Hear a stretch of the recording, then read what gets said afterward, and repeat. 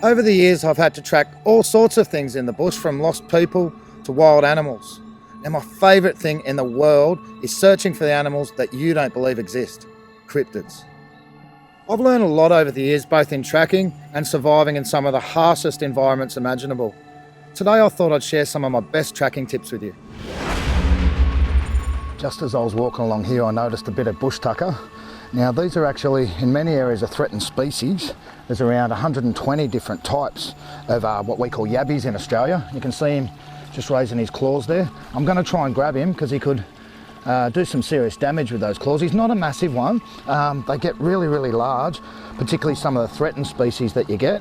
But I'm just going to come in from behind, if I can, and just push that claw forward, and whoa, nearly got me. There we go. And grab him just up underneath the arms like that, and lightly press him up. I don't want to damage him.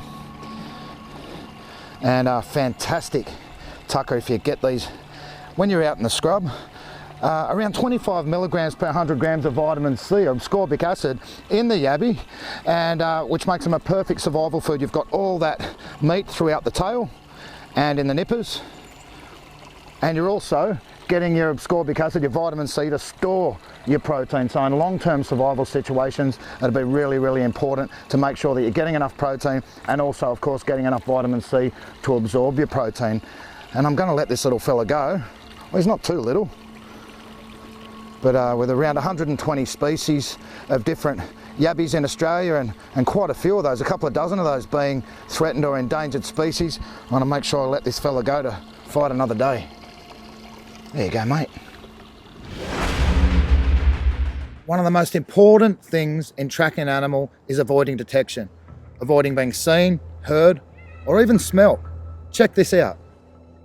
This is a bit more of an obscure fact about tracking, but it might be a really good idea, say 3 or 4 days before you go out tracking, to fast. And when I've done expeditions out there tracking, I've made sure that I haven't eaten any spicy foods on the 3 or 4 days before I've gone out tracking. Why, I hear you ask? Well, that's going to come out in your sweat.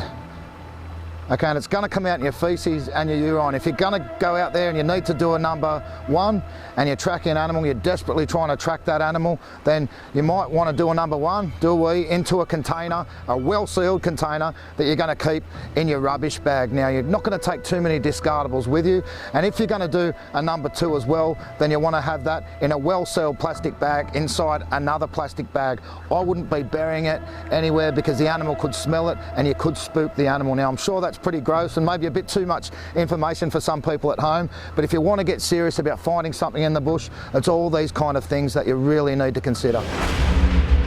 What I've got here is acacia longifolia, or we call it bush soap around here, and what we use it for is you just get it in a little bit of water, rub it together. This is one of our 800 species of wattle that we get in Australia.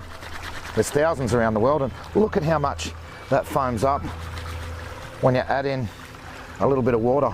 And this is used in acacias and different saponin rich plants, which is a steroidal or tritopenoidal glycoside that you get within the leaves, are used to mask human scent. And hunters, indigenous people from all over the world, have used it to wash their bodies before they've gone out hunting, to wash away their human scent. With it being common knowledge that animals have got a much stronger sense of smell than us humans, this could be the difference between catching a tucker, or in our case, tracking our quarry, our target, or not.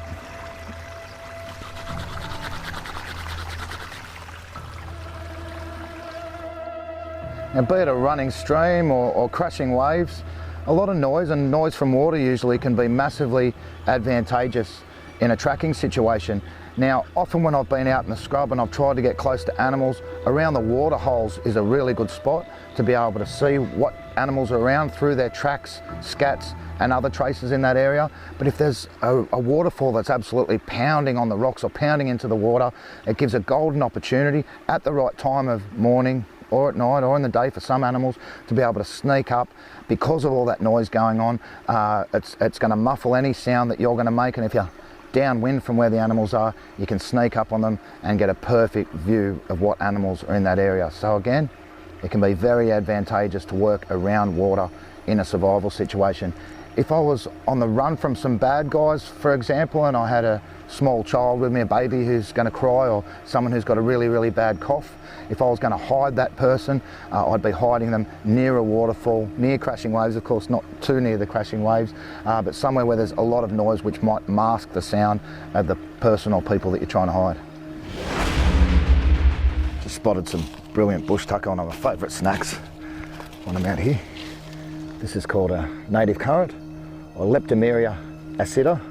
It's a fairly nondescript plant, looking a little bit like a she oak or a casuarina. We call this sour currant bush, and it is, as the name suggests, incredibly sour, but chock-a-block full of vitamin C, pound for pound, about the same as oranges. I'm going to go a big handful. Some of the kids around here call them sour warheads.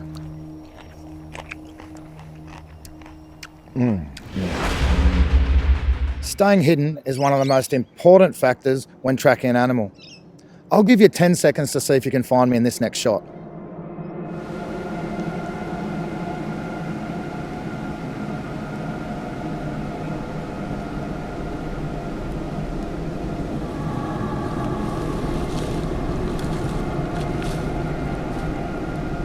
Arguably the most widely distributed plant on the planet.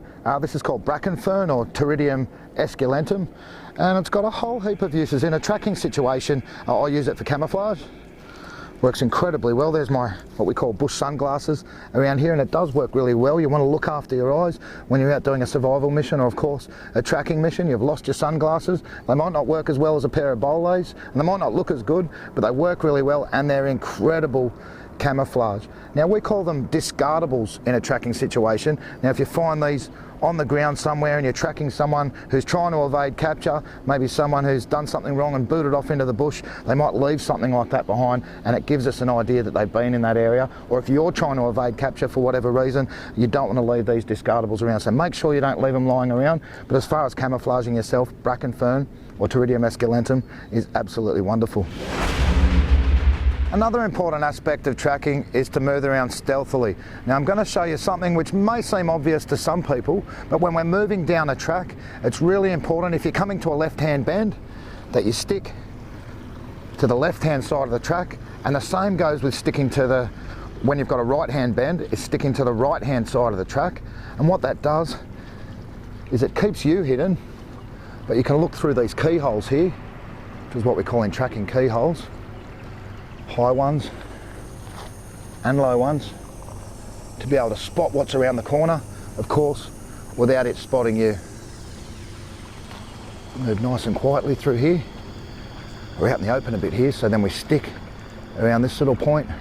We can see through there, or even more hidden in this spot here, or down here. We can see a large area without exposing ourselves to whatever we're tracking in the distance. Thanks for coming bush with me.